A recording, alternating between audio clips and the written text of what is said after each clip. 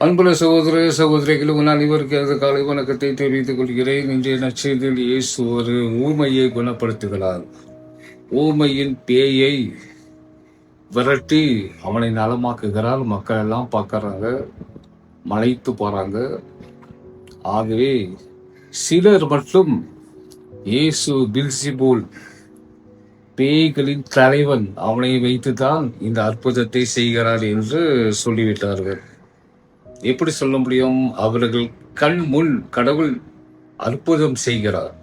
கண் முன் கடவுள் அற்புதம் செய்கிறார்.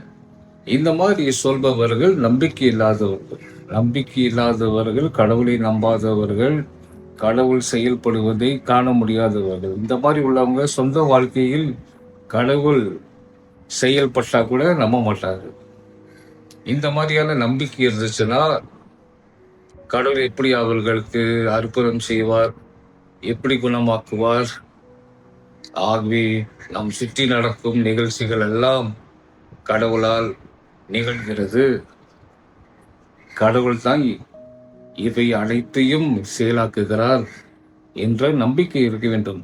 அற்புதம் மட்டுமல்ல, நம் வாழ்வில் நடக்கும் சாதாரண விஷயங்கள், சாதாரண விஷயம் கூட கடவுளால் தான் நடக்கிறது. ஆகவே கடவுளை நம்ப வேண்டும். கடவுள் நம் மத்தியில் இருக்கிறார், இந்த உலகத்தில் இருக்கிறார், நம் மத்தியில் இருக்கிறார், ஆலயத்தில் இருக்கிறார், வாழ்வில் இருப்பார். நாம் நம்ப வேண்டும்.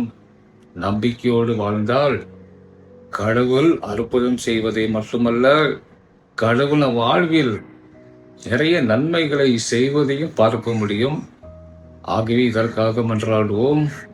ஆண்டவர் நம் அனைவரையும் ஆசீர்வதிப்பாராக. ஆமென்.